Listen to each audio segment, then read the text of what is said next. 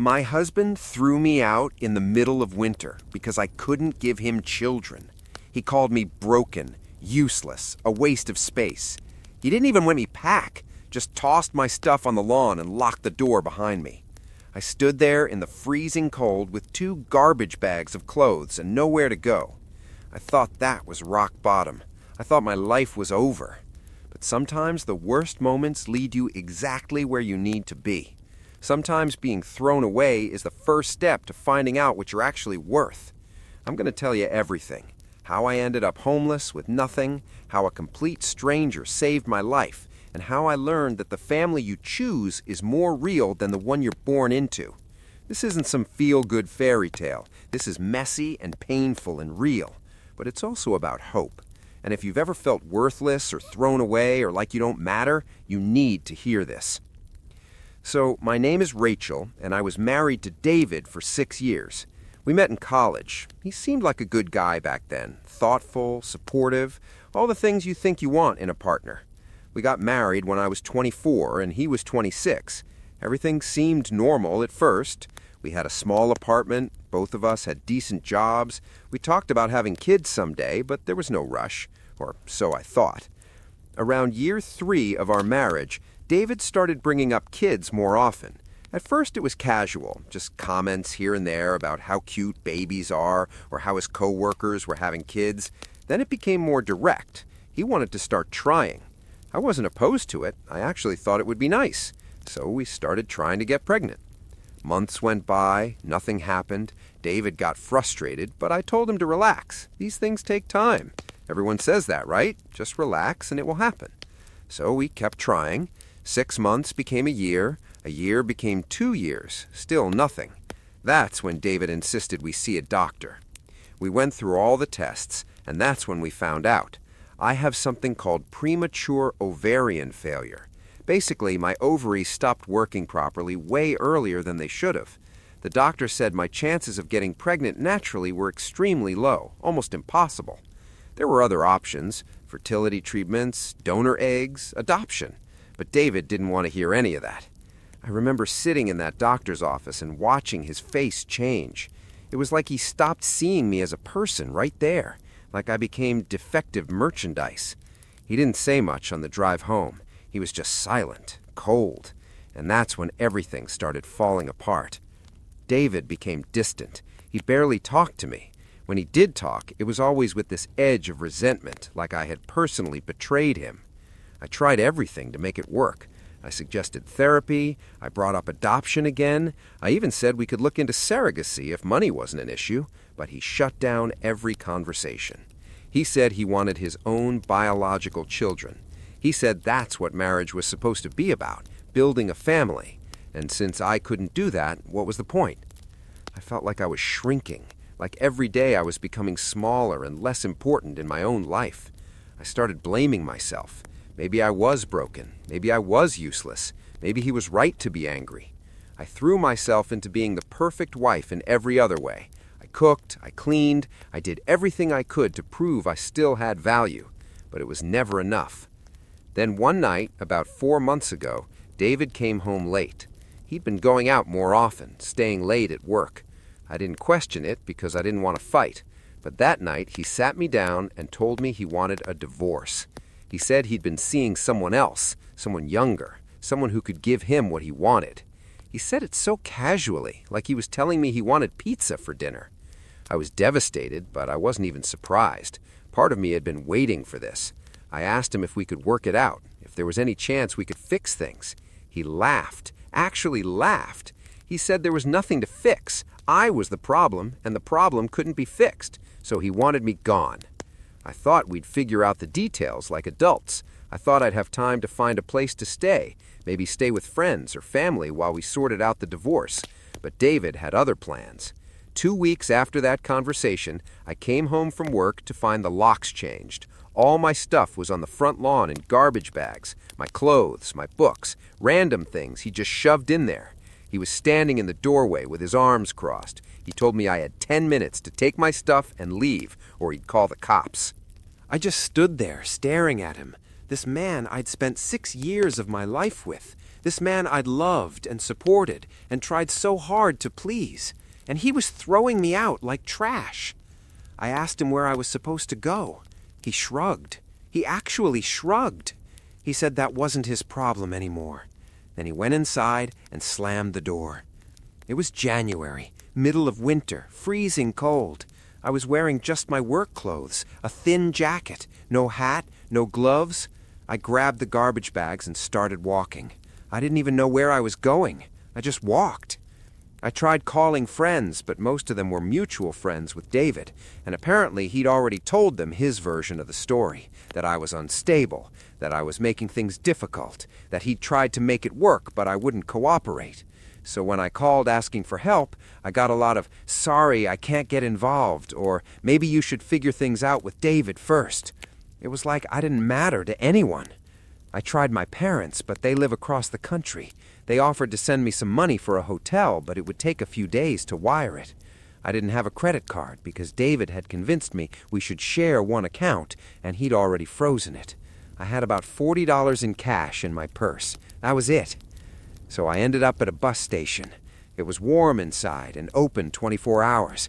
I sat there with my garbage bags and tried to figure out what to do. I felt so ashamed, so humiliated. People were staring at me. I probably looked like a homeless person, which I guess I was. I was homeless. That reality hit me like a truck. I had no home, no money, no one to call. I was completely alone. I spent that first night in the bus station. I didn't sleep. I just sat there, shivering and crying and trying to make a plan. But I couldn't think straight. Everything felt impossible.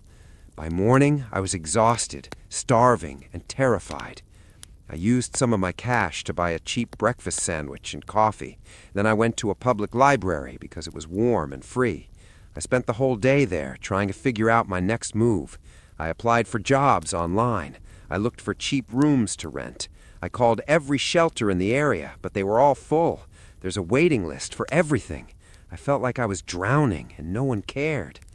That night, I went back to the bus station. Same thing, sitting there with my bags, trying to stay warm. A security guard came up to me around midnight and told me I couldn't stay there unless I had a bus ticket. I told him I had nowhere else to go. He looked uncomfortable, but he said those were the rules. He gave me the address of a shelter, but I'd already called them. No space. So I left. I walked around the city with my garbage bags, looking for somewhere to go, somewhere safe and warm. But there was nowhere. Every building was locked. Every bench was freezing. I finally found a spot under an overpass where some other homeless people were sleeping. I sat down with my bags and tried to keep warm. I didn't sleep that night either. I was too scared, too cold, too aware of how far I'd fallen. The next few days were a blur. I bounced between the library during the day and random spots around the city at night. I was running out of money. I was exhausted. I smelled bad because I hadn't showered. My phone was almost dead because I had nowhere to charge it. I felt like a ghost, like I was invisible. People would walk past me and look right through me. I didn't exist anymore. Then on the fourth night, something happened. I was sitting outside a convenience store, trying to warm up with a cup of cheap coffee, when a man approached me. He looked like he was in his early 30s, tall, dark hair. He had a little girl with him. She looked about 4 years old. She was holding his hand and staring at me with big, curious eyes. The man stopped in front of me and asked if I was okay. I didn't know what to say. Was I okay? Obviously not, but I just nodded and said I was fine. He didn't look convinced. He asked if I had somewhere to stay. I hesitated, then I shook my head. No, I didn't.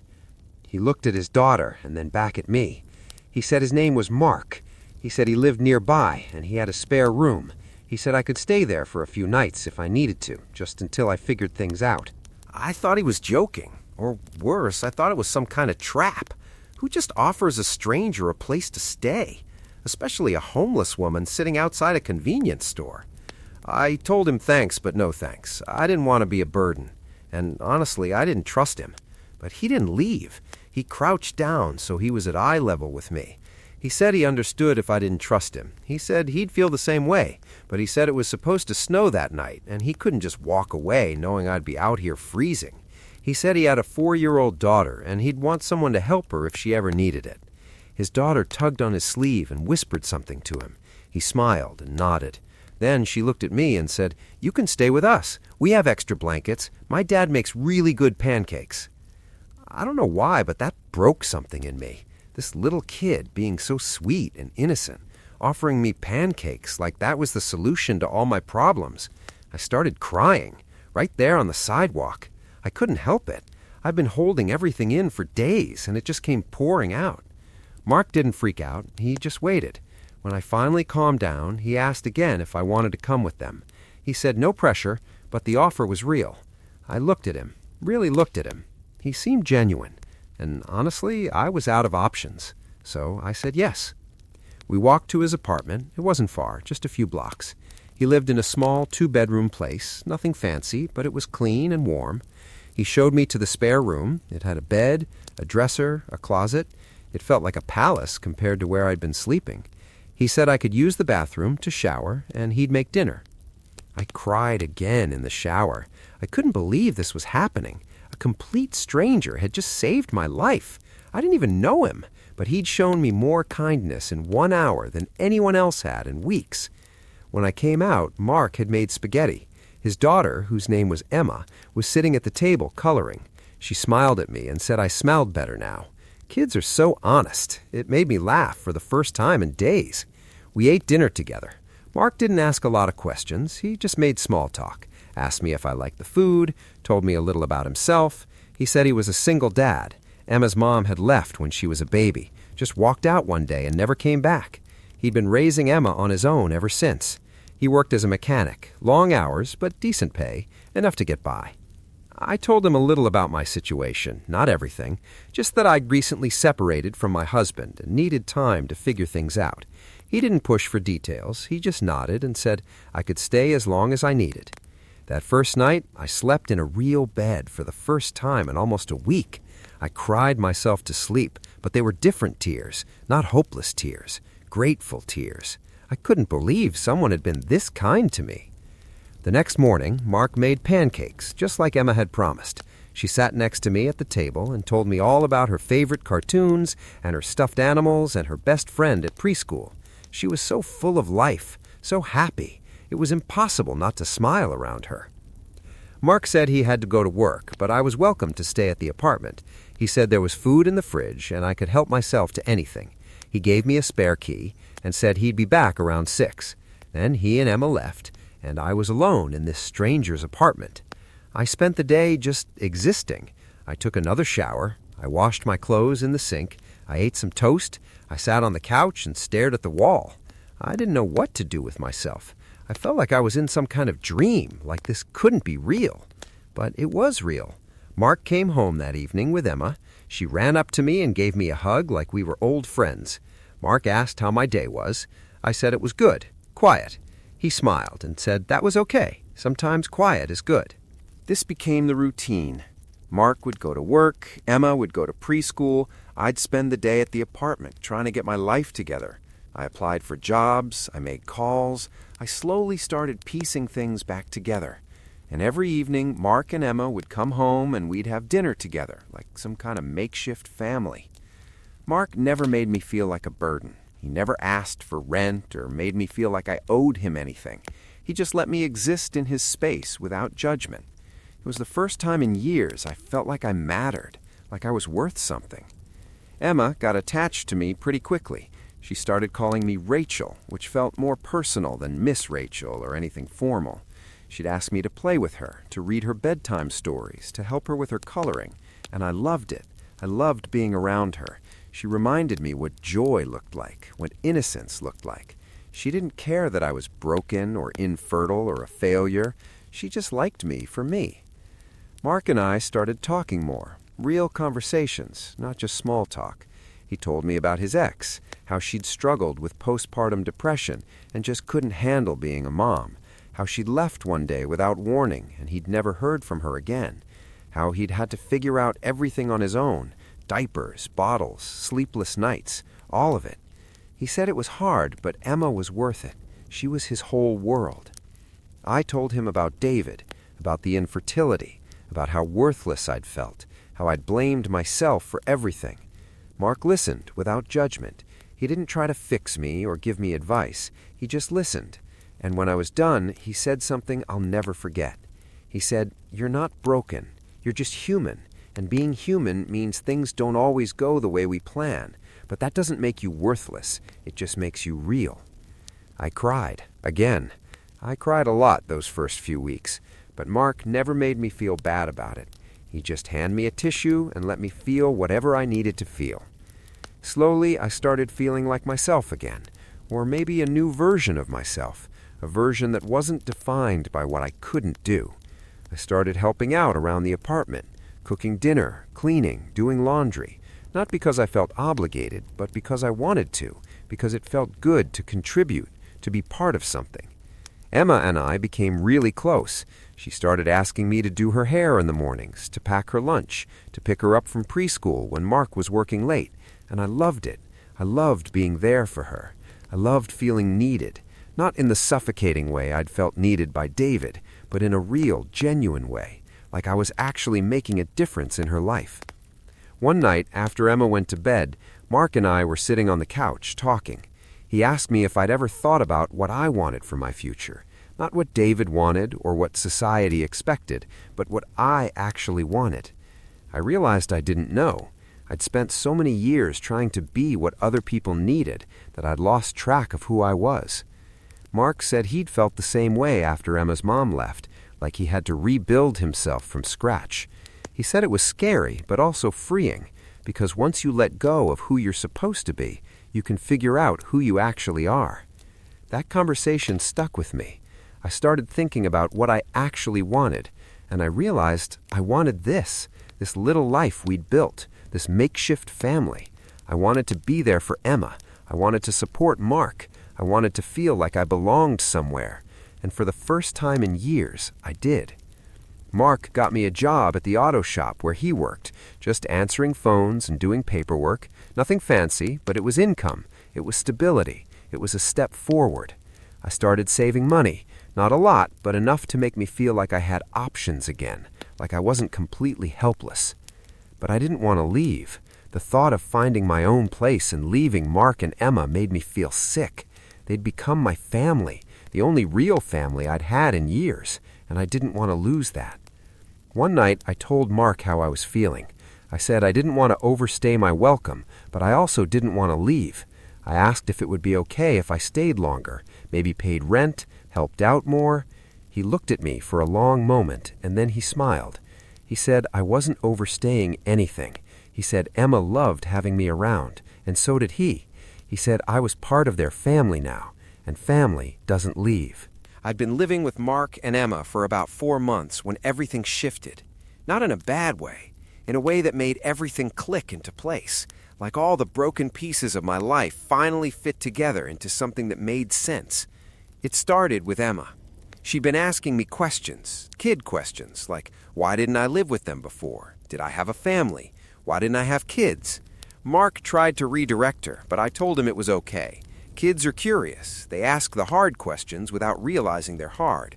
So one night, I sat Emma down and told her the truth. I told her I used to be married, but it didn't work out. I told her I couldn't have babies. I didn't go into detail because she was 4, but I was honest. And you know what she said? She said, "That's okay. You can share me. I'll be your kid too." I lost it. I just hugged her and cried. This little girl who barely knew me was offering to share her whole world with me. It was the purest, most beautiful thing anyone had ever said to me. And in that moment, I realized something. Family isn't about blood. It isn't about biology or DNA or being able to have kids. Family is about showing up. It's about choosing each other every single day. It's about love and care and being there when it matters. Emma had chosen me. Mark had chosen me. And I'd chosen them. We were a family. Not a traditional one, not the kind you see in commercials or picture frames, but a real one, built on kindness and second chances and the belief that people are worth saving.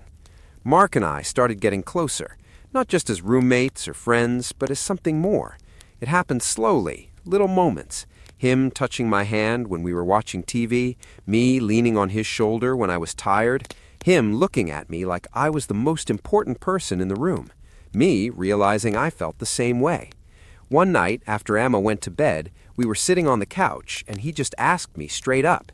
He said, "Do you feel this too? This thing between us?" I nodded. I did. I'd been feeling it for weeks, but I was scared to say anything. Scared to ruin what we had. Scared that I'd mess it up like I'd messed up everything else. But Mark wasn't scared. He said he knew this wasn't conventional. He knew people might judge us, a single dad and a homeless woman he'd picked up off the street. But he didn't care. He said I'd brought light into his life, into Emma's life. He said I made them better, and he wanted to see where this could go. I said yes. Of course I said yes, because I wanted the same thing. I wanted him. I wanted Emma. I wanted this life we'd built together. I wanted to stop running from my past and start building a future. We started dating, if you can call it that. We were already living together, already raising Emma together, already doing all the things couples do, but now it was official. Now we were choosing each other, not just out of necessity, but out of love. Emma was thrilled. She started calling me her bonus mom. She'd introduced me to her friends at preschool as her Rachel, not her stepmom, not her dad's girlfriend, just her Rachel, like I was my own category, someone who belonged to her in a way that didn't need a label.